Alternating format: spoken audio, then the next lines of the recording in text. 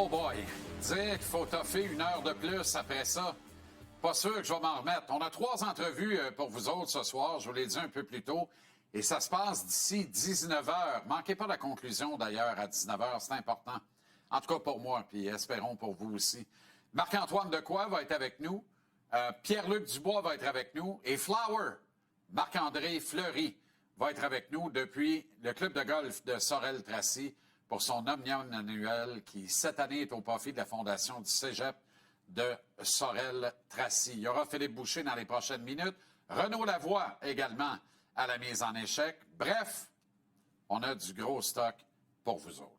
Le courant est clair dans la Ligue nationale de hockey. Les directeurs généraux qui veulent accéder aux grands honneurs ajoutent à leur formation en marge de la date limite des transactions.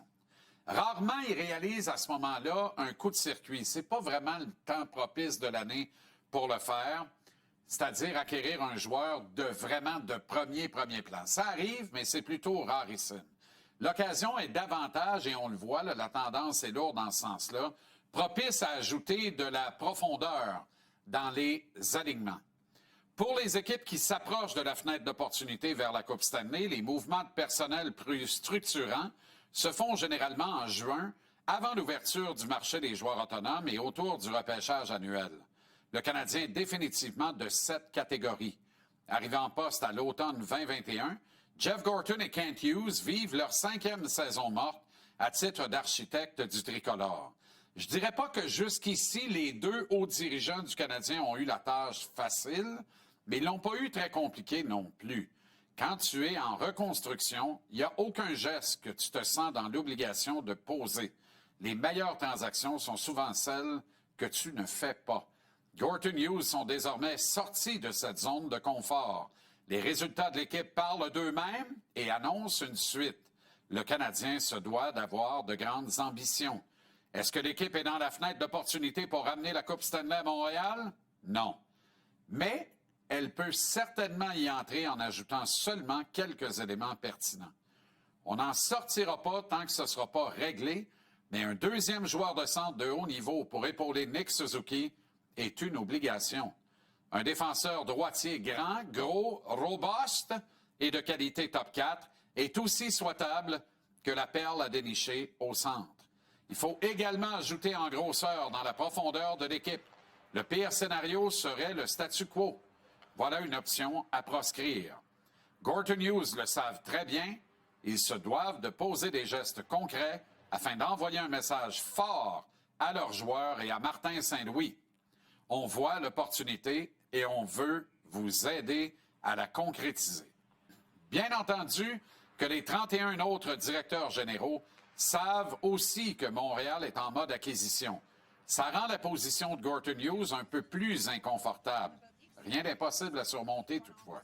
Clairement, ils vont devoir accepter de payer plus cher pour obtenir ce qu'ils convoitent.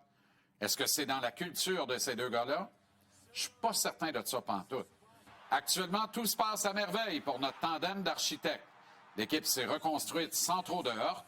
Les communications ont admirablement bien géré les attentes des médias et des partisans. Le porte-parole principal, Martin Saint-Louis, a une aura gold autour de lui. Il est immuable, intouchable. Et Gorton Hughes ont travaillé dans la marmite de Montréal comme s'ils l'avaient fait essentiellement dans la complaisance de Columbus. Lorsque tu n'as aucune obligation de résultat, t'as beau jeu de bien prendre ton temps. Le temps, ce grand relatif. Partout, on martèle que le CH est l'équipe la plus jeune de la Ligue nationale. C'est à peu près vrai. Mais c'est surtout vrai que la direction ne semble pas entichée à enrôler des vétérans d'âge mûr pour montrer le chemin à leurs jeunes loups. Ça doit changer. Le CH n'a pas le droit d'accepter une régression la saison prochaine. Gorton Hughes ont été excellents jusqu'ici, une note presque parfaite. Mais dans ce business, t'es jamais aussi bon que le prochain geste que tu vas poser. Dans 4 ans, c'est demain. Et demain, Nick Suzuki sera déjà en renouvellement de contrat. Après-demain, ce sera Caulfield. Tout va à une vitesse folle. On le voit bien. Le Canadien était l'intrus du carré d'as cette année et n'aurait fait que passer en grande finale.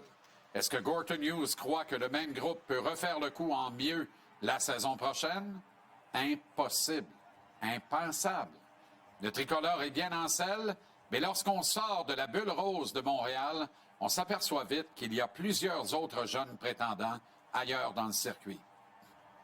L'avenir, c'est maintenant. Nous vivons l'été le plus déterminant depuis 5 ans et pour les 5 prochaines années de l'ère Gorton Hughes. La seule garantie que nos deux têtes dirigeantes ont à ce jour, c'est que s'ils ne font rien de concret, l'équipe va régresser. En sont-ils seulement conscients?